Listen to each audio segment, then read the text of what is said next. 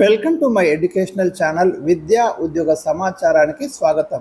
Daily GK and current affairs ఇవాళ 204వ video. ఈరోజు కూడా చాలా ముఖ్యమైన లేటెస్ట్ కరెంట్ అఫైర్స్ ఇస్తున్నాను. ప్రతి అంశాన్ని అయితే టచ్ చేయడం జరుగుతుంది. మీ కాంపిటేటివ్ ఎగ్జామ్స్ కోసం ఛానల్ని తప్పకుండా సబ్స్క్రైబ్ చేసుకోండి. వీడియోను ప్రతి ఒక్కరూ లైక్ చేయండి.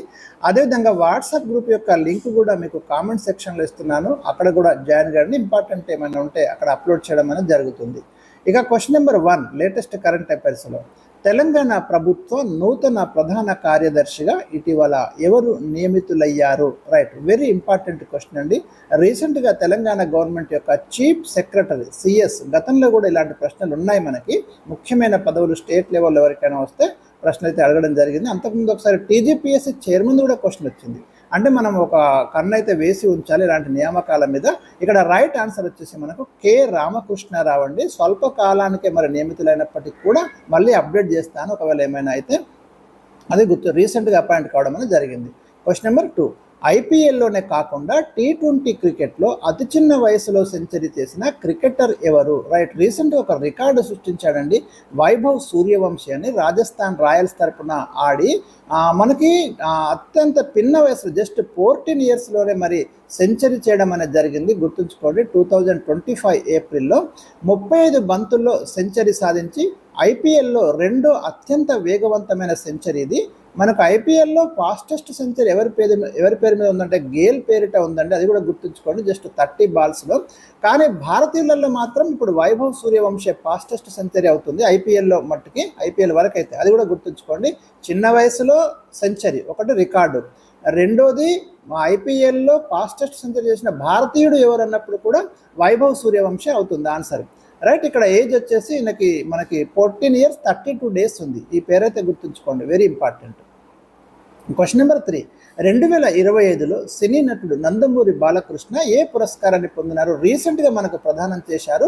ఇట్లాంటి ప్రశ్న వచ్చినప్పుడు స్టూడెంట్స్ ఇక్కడ కన్ఫ్యూజ్ అయిపోతారనే ఉద్దేశంతో నేను ఇక ప్రశ్న ఇచ్చాను. 3 ఆప్షన్స్ ఉన్నాయి, మీరు చూడండి. పద్మవిభూషణ్, పద్మశ్రీ, పద్మభూషణ్. ఇది చదివినప్పుడు ఓకే ఉంటుంది, కానీ ఎగ్జామినేషన్కి వెళ్ళిన తర్వాత ఏమవుతుందంటే కన్ఫ్యూజన్ అయిపోయి ఒకదానికొకటి ఆన్సర్ పెట్టే ప్రమాదం ఉంటుంది. కాబట్టి ఇలాంటి ప్రశ్నని ఇక్కడ తీసుకున్నాను. మనకి బాలకృష్ణకు వచ్చిన అవార్డు వచ్చేసి పద్మభూషణ్ అండి, గుర్తుంచుకోండి. ఇక మీకు జీర్ణకోశ వ్యాధుల ప్రముఖ వైద్య నిపుణుడు డి నాగేశ్వర్ రెడ్డికి ఏమో పద్మ విభూషణ్ పురస్కారం వచ్చింది. బుర్రకథ కళాకారుడు మిరియాల అప్పారావుకు పద్మశ్రీ వచ్చింది. మాడుగుల నాగపని శర్మకు కూడా పద్మశ్రీ వచ్చింది. క్వశ్చన్ నెంబర్ 4, 2025 ఏప్రిల్లో ఏ ఆఫ్రికా దేశం ప్రపంచంలోనే అతిపెద్ద కరెన్సీ నోట్లను ముద్రించింది? అంటే సైజులో అతిపెద్ద నోట్లండి ఇవి. ఎందుకంటే వీటి ద్వారా వచ్చే ఆదాయాన్ని ఇవి పర్చేజ్ చేయడం ద్వారా ఈ నోట్లు ఎవరైనా కొనుక్కుంటారనే ఉద్దేశంతో, అంటే దాచుకోవడానికి కొంతమందికి ఇంట్రెస్ట్ ఉంటుందంట, అలాంటి వాళ్ళ కోసం వీటిని ముద్రించడం జరిగింది. ఇక్కడ ఆప్షన్ వచ్చేసి ఇంకా 4 ఉన్నాయి మీకు. రైట్ ఆన్సర్ వచ్చేసి మనకి బురుండి అండి. బురుండి కంట్రీ అయితే అతిపెద్ద పరిమాణంలో మరి 40 సెంటీమీటర్ల పొడవు, 20 సెంటీమీటర్ల వెడల్పుతోటి పెద్ద కరెన్సీ నోట్లను ప్రింట్ చేసింది. దీని యొక్క ముఖ విలువ వచ్చేసి 10,000 రూపాయలండి. అంటే 10,000 విలువ గల కరెన్సీ అది. ఒక్కొక్క నోటు విలువ వచ్చేసి మనకి కొంతమంది ఒక ఇండియన్ కూడా దీన్ని కొనుగోలు చేసి మరి మనకి చెప్పడం కూడా జరిగింది. ఆ విషయం కూడా మీకు న్యూస్లో వచ్చింది. మొత్తం నోట్ల సంఖ్య 1000. ఎందుకంటే బురుండి యొక్క ముఖ్యమైనటువంటి ఆదాయ వనరులు అక్కడ పర్యాటక ప్రాంతాలు, వన్యప్రాణులు, వాటి సంరక్షణ కేంద్రాలు, వీటిని డెవలప్ చేయడానికి ఇదైతే వాళ్ళు తీసుకొచ్చారు. ఇట్లా ఈ కరెన్సీ నోట్లను ముద్రించి బుకింగ్ ద్వారా వచ్చినటువంటి ఆదాయాన్ని వీటి కోసం వాడుతున్నారట. ఇక క్వశ్చన్ నెంబర్ 4, భారతదేశం నుండి అంతరిక్షంలోకి వెళ్ళనున్న 2వ భారతీయుడు ఎవరు? శుభాంశు శుక్లా వెళ్ళబోతున్నాడండి ఇంటర్నేషనల్ స్పేస్ స్టేషన్లోకి. మీకు త్వరలోనే మనకు అమెరికాలోని ఫ్లోరిడాలోని కెన్నడీ స్పేస్ సెంటర్ నుంచి మరి శుభాంశు శుక్లా అంతరిక్షంలోకి వెళ్తున్న సెకండ్ ఇండియన్ అవుతాడు. ఫస్ట్ ఇండియన్ ఎవరంటే మనకు రాకేష్ శర్మ అండి. 1984లో మనకు మరి రాకేష్ శర్మ అంతరిక్షంలోకి వెళ్ళిన మొదటి భారతీయుడిగా చరిత్ర సృష్టించడం అనేది జరిగింది. ఇక శుభాంశు శుక్లా యాక్సియం 2 మిషన్ పైలట్గా ఆయన రోదసి యాత్ర చేస్తాడు. క్వశ్చన్ నెంబర్ 5, భారతదేశపు మొట్టమొదటి రిమోట్ సెన్సింగ్ శాటిలైట్ ఎవరి నేతృత్వంలో రూపుదిద్దుకుంది? మన మొట్టమొదటి రిమోట్ సెన్సింగ్ శాటిలైట్కు నేతృత్వం వహించింది ఎవరు అంటే కృష్ణస్వామి కస్తూరి రంగన్ అండి.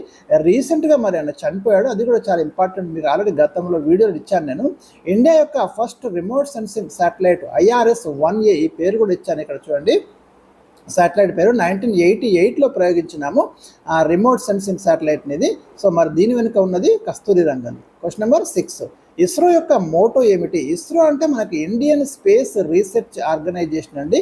1969 ఆగస్టు 15న బెంగుళూరు కేంద్రంగా ఇస్రోను అంతరిక్ష పరిశోధనల కోసం ఏర్పాటు చేయడం జరిగింది. దీని యొక్క మోటో వచ్చేసి మనకు space technology in the service of human kind, మానవాళి సేవలో అంతరిక్ష సాంకేతికత. గుర్తుంచుకోండి, very important. Question number 7. Kilimanjaro పర్వతాన్ని అధిరోహించిన అతిపెద్ద వయస్కురాలిగా రికార్డు సృష్టించిన భారతీయ మహిళ ఎవరు? 72 సంవత్సరాల వయసులో విద్యా సింగు ఆఫ్రికాలోని అత్యంత ఎత్తైన, ఇది టాంజానియా దేశంలో ఉంది, కిలిమంజారో పర్వతాన్ని అధిరోహించి రికార్డు సృష్టించిందండి. 5895 మీటర్లు ఈ పర్వతం యొక్క ఎత్తు. గుర్తుంచుకోండి. Question number 8. 2025 IBSF ప్రపంచ బిలియర్డ్స్ ఛాంపియన్షిప్లో ఎవరు విజయం సాధించారు? IBSF international billiards and snooker federation అండి, దాని ఫుల్ ఫాము. మరి 2025 IBSF ప్రపంచ బిలియర్డ్ ఛాంపియన్షిప్ విజేత సౌరవ్ కొటారి అండి. గుర్తుంచుకోండి. మీకు ఆప్షన్స్లో పంకజ్ అద్వానీ కూడా ఇస్తాడు, పొరపాటున పెట్టకండి. సౌరవ్ కొటారి 2025కి. Question number 9.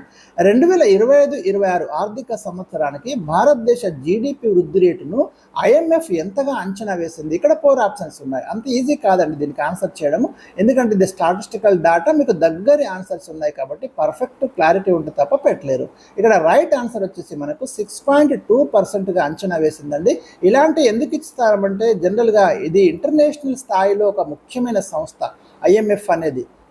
దీనికి క్రెడిబిలిటీ ఉంటుంది, ఇచ్చే డాటాకి చాలా క్రెడిబిలిటీ ఉంటుంది. కాబట్టి ఇండియా యొక్క జీడిపి వృద్ధి రేటును రాబోయే ఆర్థిక అంటే 2025-26 ఈ ఫైనాన్షియల్ ఇయర్కి సంబంధించి, ప్రజెంట్ ఫైనాన్షియల్ ఇయర్కి సంబంధించి 6.2గా మరి అంచనా వేయడం అనేది జరిగింది. Question number last question.